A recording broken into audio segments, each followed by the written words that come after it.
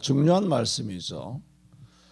바울 사도는 다메섹에서 부활하신 예수 그리스도를 만나 뵌 이후에 말하자면 은혜를 받은 다음에 제일 먼저 뭘 했는가? 아주 중요한 것입니다. 첫째, 혈육과 의논하지 않았다. 또 먼저 선지자, 사도된 자를 만나기 위해서 유명하다는 예루살렘에 올라가서 눈도장을 찍지 않았고, 유명하다는 주의 사자들로부터 인정받는데 신경을 쓰지 않았습니다. 그런 지난주 말씀드렸던 것처럼 그가 다메섹에서 부활하신 예수 그리스도를 만나고 그 다음에 행동한 것은 기도하기 위해서 아라비아로 갔다 말씀을 드렸습니다. 오늘은 그 다음에 어디로 갔느냐? 자, 바울 사도가 어디를 향하여 가다가 부활의 주님을 만났습니까? 다메섹이잖아요. 그래서 아나니아를 통하여서 안수받고 눈에 비늘이 떨어지자마자 그 다메섹에서 바로 은혜 받자 복음을 전했어요. 복음을 잠시 다메섹이었으니까 그때는. 그래서 복음을 전하다가 그때 유대 사람들도 이기고 해서 전하다가 그가 아라비아로 갔다는 얘기예요. 자, 아라비아에서 기도를 마치고 어디로 왔느냐? 다시 다메섹으로 돌아왔다는 얘기입니다. 그래, 이 다메섹이 뭐예요? 다시 돌아왔다는 것은 자기가 예수 믿는 사람을 박해하려는 목적지가 다메섹이에요.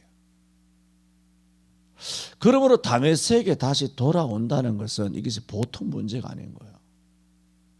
온 세상 사람들이 바울이 소위 말해서 박해자다, 이거 다 알고 있는데, 핍박자다, 정과자다, 그걸 다 알고 있는데 그냥 돌아온 게 아니잖아요. 다메섹에 와서 핍박하던 복음을 전하는 거예요. 이것은 정말 하기가 어려운 것입니다. 그랬을 경우에는 그 다메섹에 있는 사람들이 다 바울이 어떤 사람인 줄을 다 알고 있는데 와서 뜬금없이 자기가 사람을 죽이려고 박해하려고 핍박하려고 했던 그 복음을 자기가 오히려 복음을 증거하게 되었을 때 사람들의 반응은 간단하죠. 저 미쳤구나. 이런 반응이 나올 수밖에 없는 것입니다. 17절에 또 나보다 먼저 사도된 자를 만나려고 예루살렘으로 가지 아니하고 오직 뭐죠? 기도하러 갔다는 거죠. 아라비아로 갔다가 어떻게? 다시라고 쓰고 있죠. 중요한 것이죠. 다시 다메섹으로 돌아간노라. 이 걸음은 결코 쉬운 걸음이 아니었다는 것을 다시라고 하는 이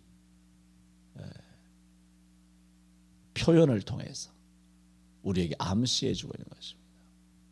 정말 인간으로서는 다시 갈 수 없었던 곳인데 다시 갔다는 거예요. 다시 가기는 정말 껄끄러운데 다시 갔다는 거예요. 다시 가봐야 좋은 소리 못 들을 것 뻔한데 다시 갔다는 거예요. 이게 핵심적인 것이 뭐냐면 바울 사도가 기도 실천하고 은혜 받고 기도하고 그 다음에 어디를 가장 먼저 갔느냐? 다메섹으로 갔다는 거예요. 이것은 뭘 말합니까? 지난날의 자아와 대면하는 순간이에요. 자신의 수치와 대면하는 순간이에요. 자신의 부끄러운 일과 자신의 범죄를 바로 대면하는 발가벗는 그런 순간인 것입니다. 그러므로 다메섹으로 다시 돌아간다는 것은 간단한 일이 아닙니다. 대단히 어려운 일이기 때문에 성경에도 다시 다메섹으로 돌아간노라 했을 때 여기서는 하나님께서 바울이 자기의 행적을 설명하지만 이 말씀은 하나님의 말씀이기 때문에 하나님께서 이 표현을 통하여 어떤 의미를 던져주고 있습니까?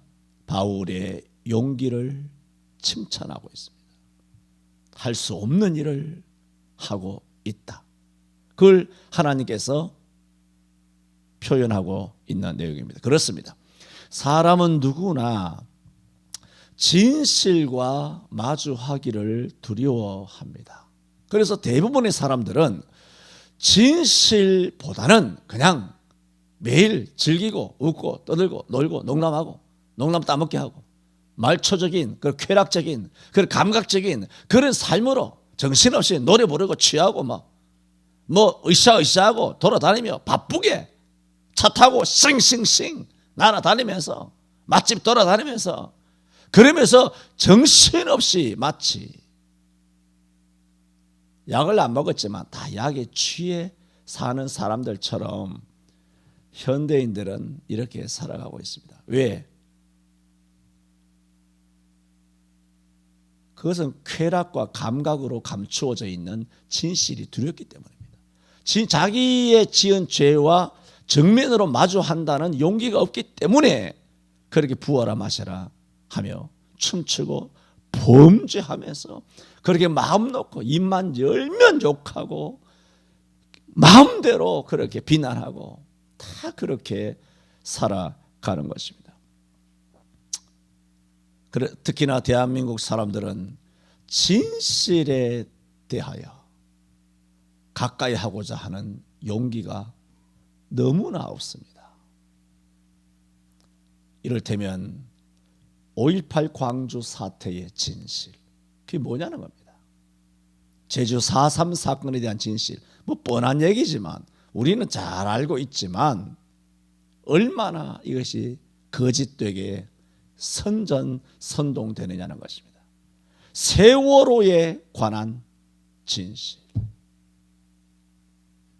4.15 몇 달 전에 부정선거에 대한 진실, 천안함 폭침에 대한 진실, 현대사뿐만 아니라 얼마나 많은 진실을 땅속 깊숙하게 거짓된 것을 덮고 거짓의 산을 이루다 보니 뭐가 났습니까? 이 짝이 난 거예요. 거짓의 산을 이룬 거예요. 교회가 광주 사태에 대하여 목사들이 입을 안 열어요. 빨갱이에 대해서도 함구하고 말을 하지 않았어요. 세월호에 대해서도 말을 하지 않아요. 박근혜 탄핵에 대해서도 침묵하고 있어요. 성경에도 없는 정계분리라고 하는 쓰레기 같은 논리에 이거 완전 악령에 사로잡힌 것들 아닙니까?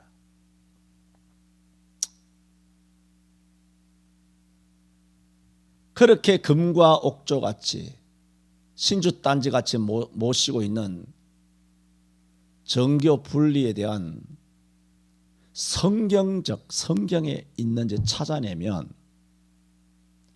내가 금 한 돈 해줄게. 금 한 돈. 돈 없는 목사가, 거짓 목사가 금 한 돈 한 22만 원 합니까? 요즘 내가 크게 한번 쓴다. 맨날 짜장면만 쓰고 짜장면 꽃배기만 이야기하다가 오늘 내가 강단에 실수하는 것 같은데, 하여튼 정교 분리에 대한 성경에 그런 내용이 있으면 나한테 와.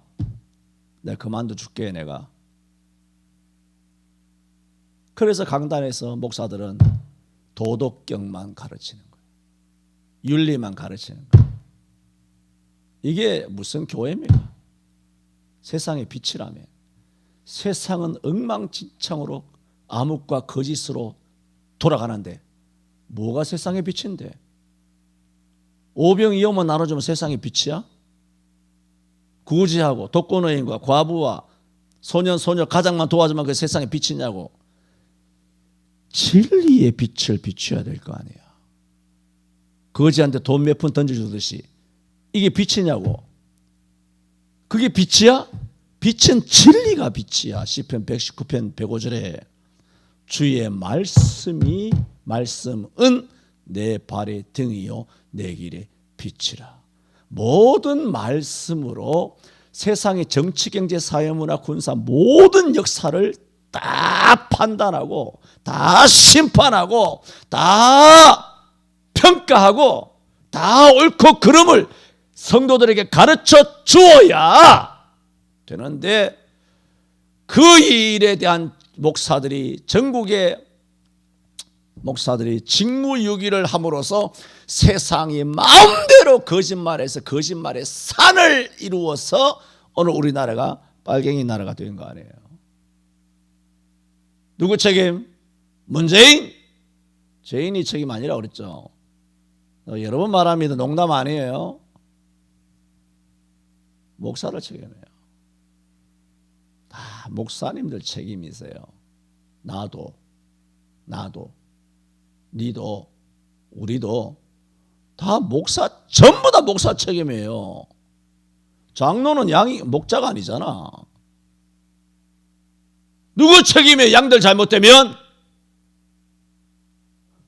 목자 책임 아닙니까?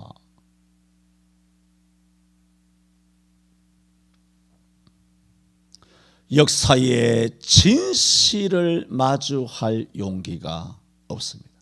역사의 진실을 외칠 용기가 없으니까. 왜? 외치면 성도들이 떨어져 나가니까. 교인들이 반발하니까. 내가 쫓겨날까 봐.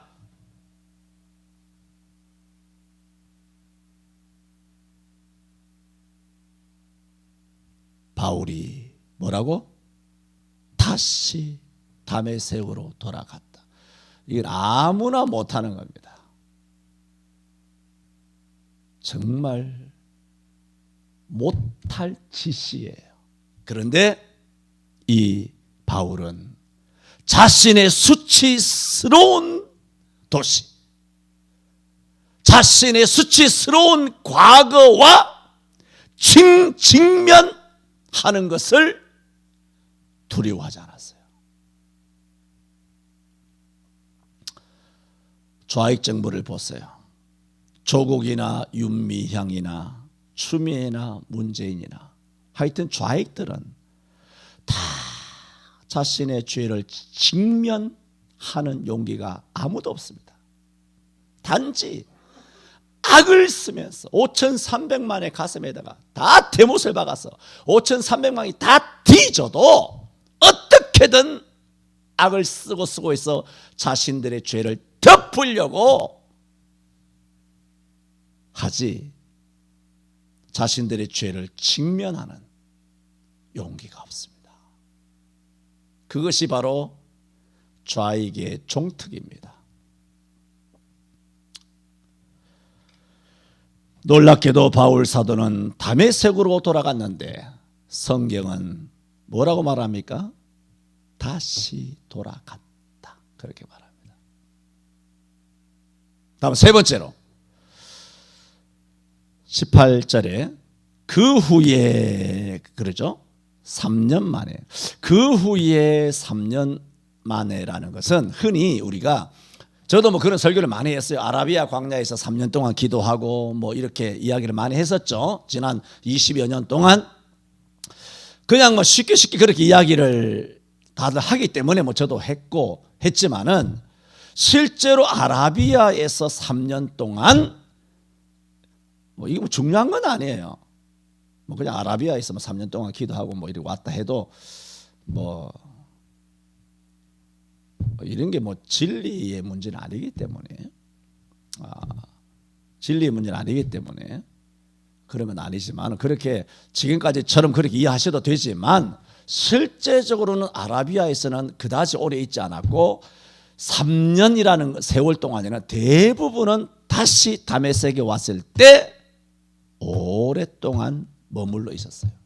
그래서 오늘 본문에서 그 후 3년이라는 것은 아라비아에서 3년 이후 혹은 다메섹에서 3년 이후 그런 뜻일 수도 있지만 실제로 그 후라는 뜻은 뭐냐면 다메섹에서 부활의 예수님을 만난 이후 그 첫날부터 예수를 믿기 시작한 첫날부터 3년 후 이렇게 이 3년을 이해하는 것이 옳다라고 생각합니다. 어쨌든 그 후 3년 만에 이제는 다메섹에서 어디로 가요? 내가 베드로죠. 게바를 신방하려고 예루살렘에 올라가서 저와 함께 15일을 유할세 그랬어요. 바울 사도가 그의 생애 동안에 예루살렘을 방문한 것은 약 4회 정도로 봅니다. 그래서 오늘 본문에서 18절에 예루살렘에 올라갔다라는 것은 1차 예루살렘 방문으로 봅니다.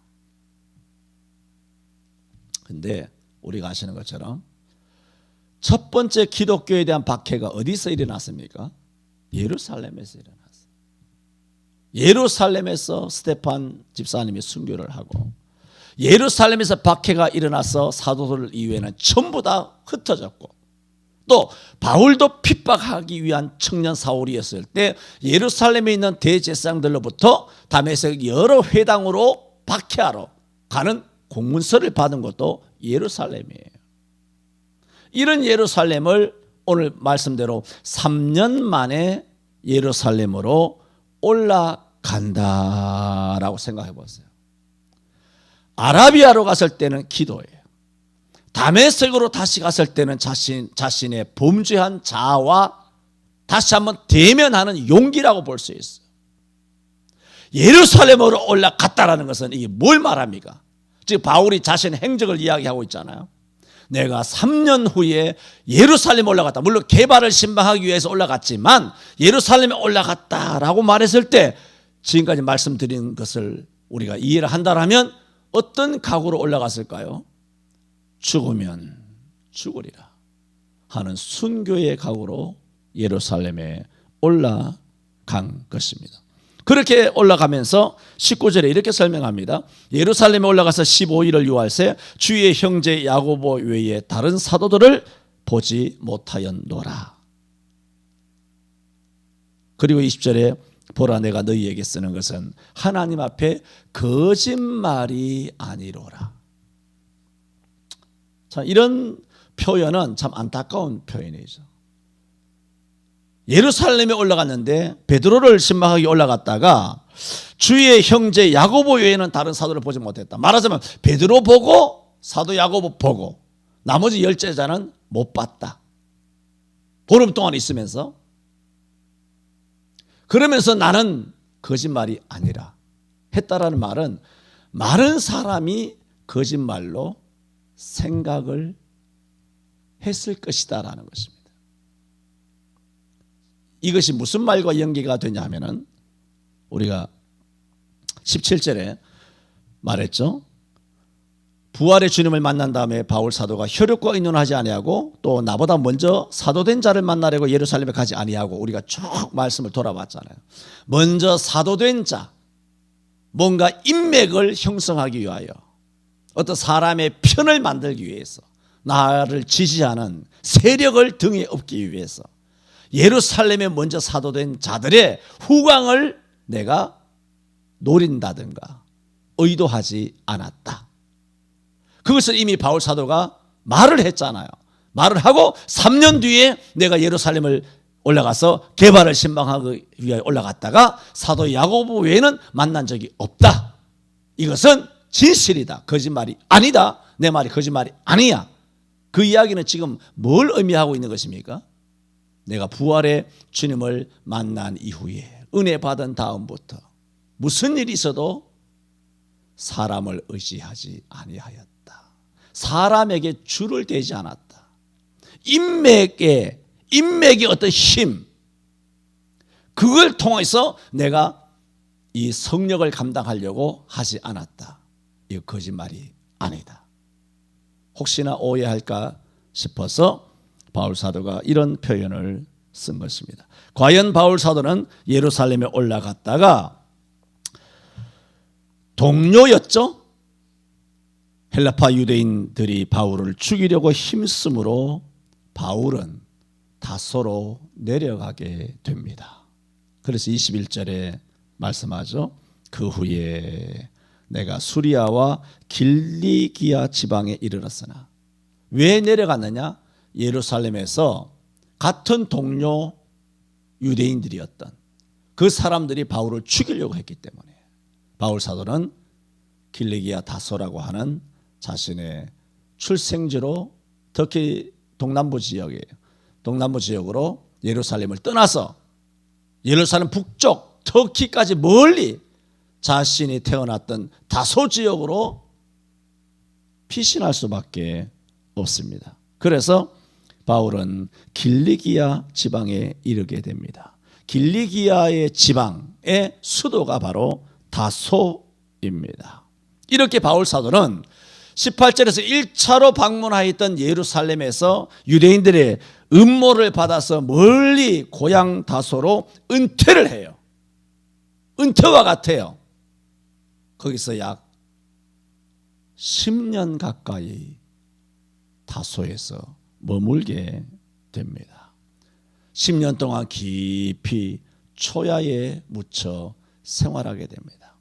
성경에서는 바울 사도가 다소에서 무슨 일을 했는지 침묵하고 있죠. 하지만 우리는 충분히는 아니지만 어느 정도 예상할 수도 있습니다. 거기는 자기 고향이에요. 출생지예요. 로마 시민권을 받았던 곳이에요. 그러므로 거기에는 자랐을 때부터 유년 시절, 초등 시절, 그다음 학창 시절, 그래서 성인이 되었을 때까지 많은 소꿉 친구들과 동무와 친구들 그리고 동창들이 있었을 거란 말입니다. 그렇게 많이 있었던 그런 길리기아 다소에서 바울은 10여 년간 머물게 됩니다. 고향 다소에서의 이 긴 세월은 바울의 어떤 영감 그리고 영적인 교제에 깊은 영감을 주었을 것이라고 학자들은 추측하고 있습니다. 만약에 바울이 약 10년이에요. 약 10년 정도의 다소에서 긴 세월 동안 하나님과의 영적 교제의 기간이 없이 설익은 상태에서 아라비아에 갔다가 다메섹에 갔다가 예루살렘에 올라갔다가 그 다음부터 바로 1차 전도여행 떠나고 2차 전도여행 떠나고 3차 전도여행을 떠났다라면 바울의 복음이 설익어서 쉽게 낙과하지 않았을까. 그러므로 길리기아 다소에서 예루살렘에서 박해를 받아서 유대인의 음모 때문에 고향으로 내려갈 수밖에 없었다는 거야. 여러분 고향 낙향한다는 것은 좋은 건 아니잖아요. 낙향은 모든 일 입신양명을 한 다음에 그 다음에 이제 자기가 묻힐 곳을 생각해서 흔히 말해서 선비들이 낙향을 하고 고관 대작을 하다가도 그 다음에 왕의 선처 왕의 은총을 입고 그 다음에 낙향의 그런 허락을 받고 고향으로 돌아오는 거 아닙니까? 그런데 젊디 젊은 나이에 벌써부터 낙향해가지고 10년 동안 거기 머물게 되었다라는 것을 우리가 오늘 알게 되었겠지만 오늘 이렇게 들었을 때 젊은 나이에 10년 동안 초야에 묻혀서 고향 댁에 묻혀서 있다는 것은 결코 쉬운 일이 아니에요. 그리고 바울 사도가 누군지 그야말로 불알 친구 같았던 소꿉친구들이 다 아는데 어이구 제가 이제는 서울 가가지고 무슨 공무원 돼가지고 고위 관직이 된다든가 뭐 판사가 된다든가 검사가 된다든가 뭐 스카이 대학 나와서 뭔가 될 것 같으니 낙향해서 아무것도 안 된 거예요. 아무것도 안 된 거예요. 10년 동안 집도 절도 없고 그야말로 비정규직도 아니고 실직자고 미취업자고 그냥 취포자예요. 취직도 포기하고 아무것도 안 하고 10년 동안 거기 있는 거예요. 물론 바울은 당연히 하나님과 영적인 교제를 했겠지만 세상 사람들의 입장에서 봤을 때는 공부 저렇게 많이 해서 예루살렘에서 옛날에 잘 나가고 엘리트로 정말 잘 나가고 대한민국에서 가장 유명한 예루살렘 수도에서 그야말로 원탑으로 지냈던 청년 이 사울이 그때 잘 나가더니 아이고 저게 완전 곤두박질 쳐가지고 이제는 논팽이가 다 됐네. 이제는 천덕꾸리가 다 됐네. 그 배운 아무리 배운들 뭐하냐, 배운 학식을 이제 어디다 써먹을꼬 할 때 얼마나 자괴감이 들 수 있었겠느냐는 거예요. 얼마든지 그렇습니다. 왜냐하면 인간 세상은 다 그렇거든요. 아이고 저거 나와서 뭐하나, 저 공부해서 뭐하나, 다 공부해서 진짜 남 주는구나, 다 헛된 것이구나, 그렇게 생각하며 사람들이 손가락질 했을 수도 있는 것입니다.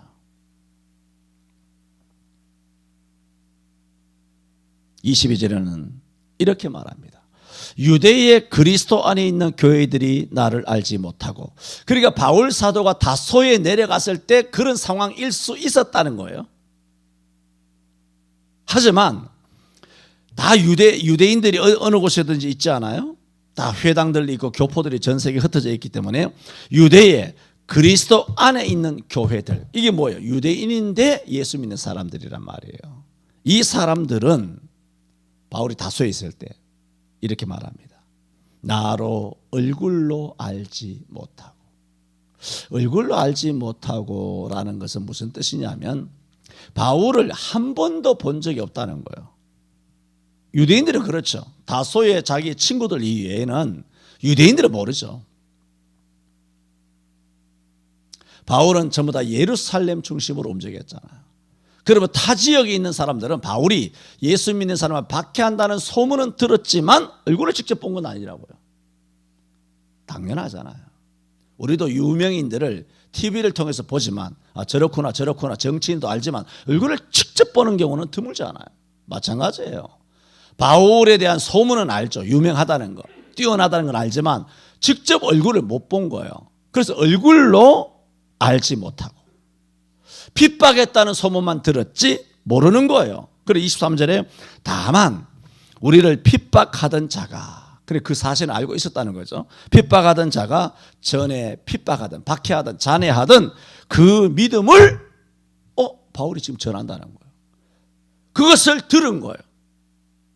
누가 들었다는 거예요? 지금 다소 지역을 이야기하는 거예요.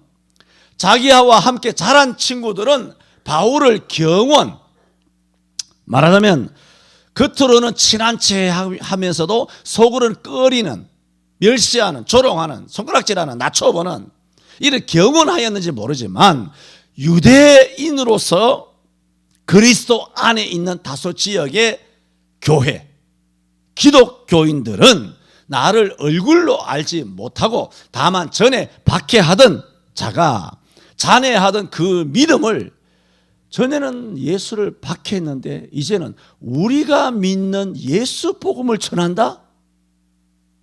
매우 놀라운 거예요.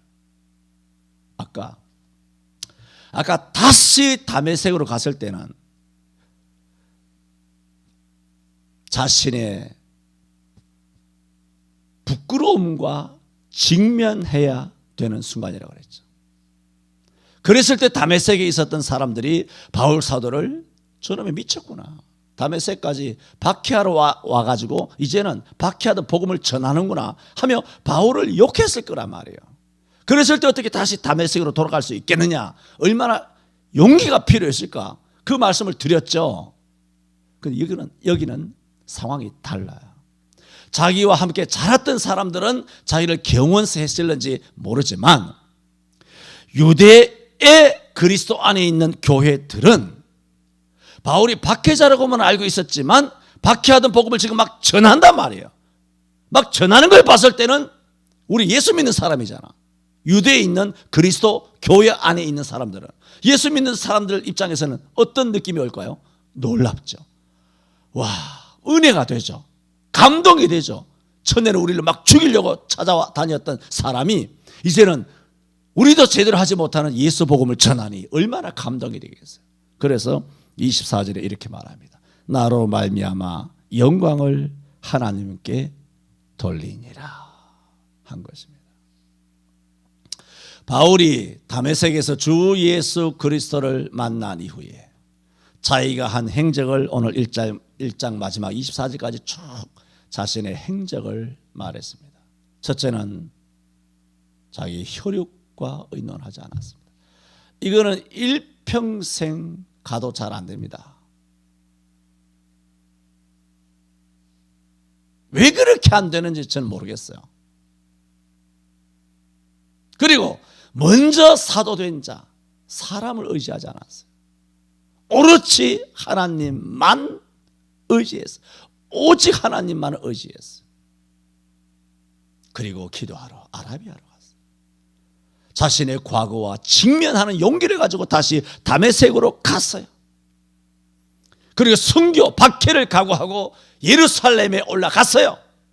거기서 박해를 받아서 자기 고향 다소로 낙향하다시피 다소에 와서 10년간 긴 세월 동안 아무 하는 일 없이, 사람 볼 때는 10년간 그런 머물러 있게 되는 그 세월이었어요.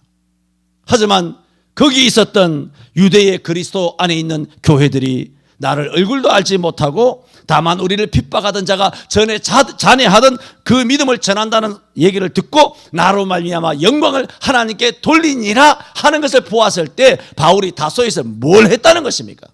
하나님의 영광을 위하여 복음을 전했다는 거예요. 그러므로 바울 사도가 본격적으로 전도 여행을 떠나지는 않았지만 약 10년간 자기 고향 다소에 머물러 있으면서 장차 위대한 이방인의 대사도 바울로 쓰임받기까지 연단의 시간을 가지게 된 것입니다. 그러므로 바울이 다메섹에서 주 예수 그리스도를 만난 이후에 1년의 모든 아라비아, 다메섹, 예루살렘 그리고 길리기아 다소에 내려가기까지의 그 모든 세월들을 통튼다면 약 13년이죠. 아라비아 3년이죠. 다 합해서 아라비아, 다메섹, 예루살렘 올라가기까지 3년.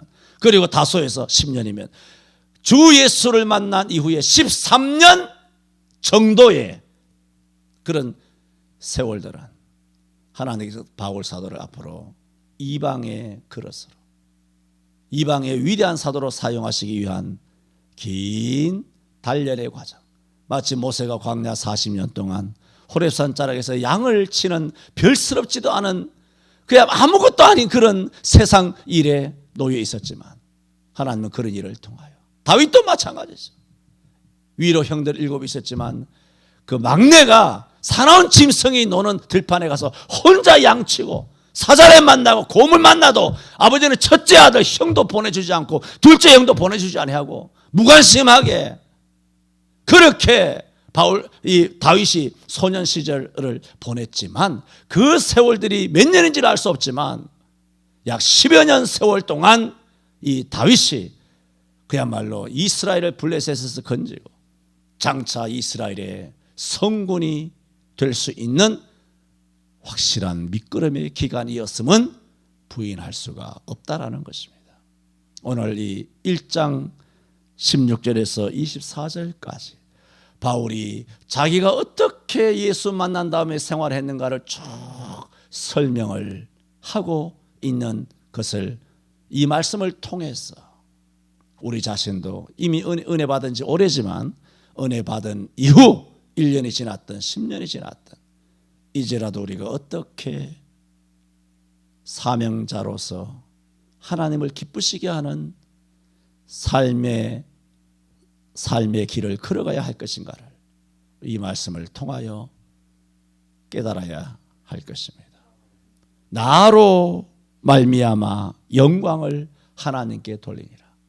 바울 사도가 혈육을 의지하지 아니하고 또 먼저 사도된 자를 의지하지 아니하고 그리고 아라비아에 갔던 바울, 다메섹에 갔던 바울, 예루살렘에 갔던 바울, 다소에 갔던 바울, 그런 나로 말미암아 갈라디아서를 읽는 후대의 모든 택한 하나님의 자녀들과 수많은 교회들도 나로 말미암아 이런 삶으로 말미암아 너희들 이런 삶이 되기를 바라고 하나님께 영광 돌리는 삶을 너희도 살아가라 하는 메시지를 우리에게 주고 있는 줄로 믿습니다. 기도합니다.